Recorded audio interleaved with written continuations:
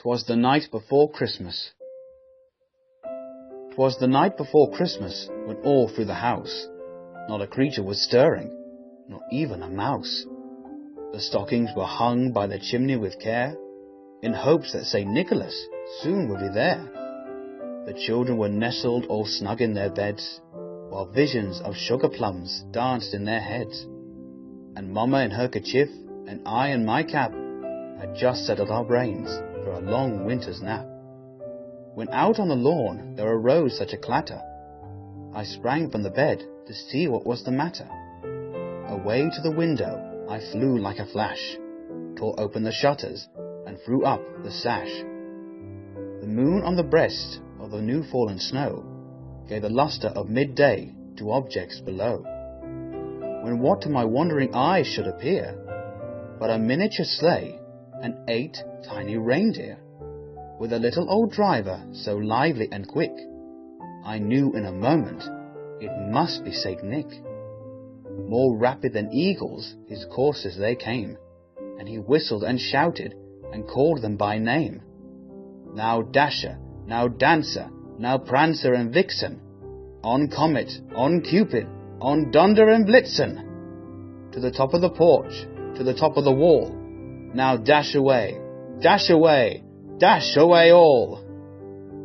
As dry leaves that before the wild hurricane fly, when they meet with an obstacle, mount to the sky, so up to the housetop the coursers they flew, with a sleigh full of toys, and St. Nicholas too.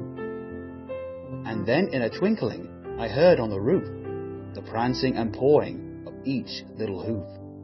As I drew in my head and was turning around, down the chimney St. Nicholas came with a bound. He was dressed all in fur from his head to his foot, and his clothes were all tarnished with ashes and soot. A bundle of toys was flung on his back, and he looked like a peddler just opening his pack.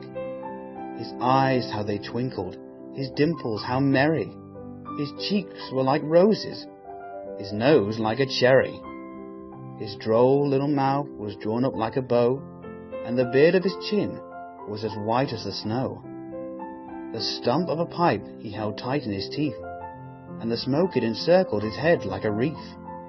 He had a broad face and a round little belly that shook when he laughed like a bowl full of jelly. He was chubby and plump, a right jolly old elf, and I laughed when I saw him, in spite of myself. A wink of his eye and a twist of his head soon gave me to know I had nothing to dread. He spoke not a word, but went straight to his work, and filled all the stockings, then turned with a jerk, and laying his finger aside of his nose, and giving a nod, up the chimney he rose. He sprung to his sleigh, to his team gave a whistle, and away they all flew like the down of a thistle. But I heard him exclaim as he drove out of sight, "Happy Christmas to all, and to all a good night."